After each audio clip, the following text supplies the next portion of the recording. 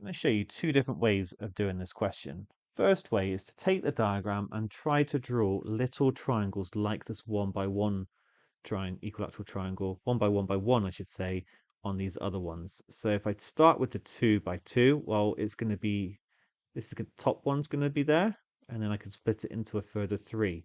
So I've got 4 in total, or 3 shaded ones. I can do similar for 3.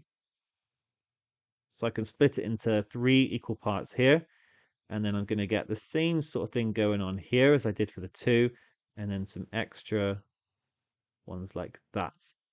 And there's going to be 9 in total, or 8 that are shaded.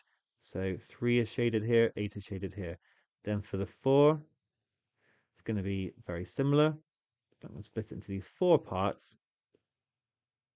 Just got to do this quite carefully.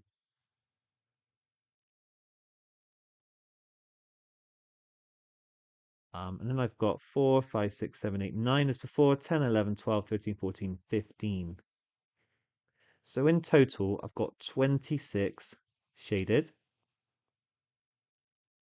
And then I've got one that's unshaded. So we're told the area of the shaded region is equal to n times the area of the unshaded triangle. And we can see that it's 26 times. So the answer is going to be E. Notice I was never saying the area is 1. I was just saying it's one lot of the area, essentially. The second method basically uses this idea, but it doesn't worry about drawing the triangles. It's going to use area scale factors. So if I have a triangle of of lengths 1, then I'm going to say for 1, I'm going to get an area of A. Now, if the sides are length 2, then that's the length scale factor. The area scale factor is actually 2 squared. And so the area is going to be 2 squared times A, it's going to be 4A. And for 3, it's going to be 3 squared times A, because basically I'm timesing the length in 2 different dimensions. That's why the area doesn't just times by 3, it times by 3 squared. That's going to give me 9A.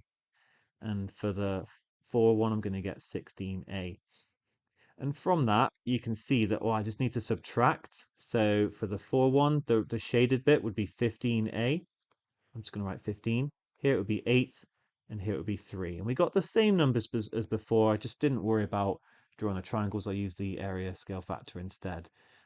So here I did use A, but over here I didn't bother writing it. But I am talking about in relation to the original area. But again, you would add these up to give 26. 26 lots of the original area, which means n is 26.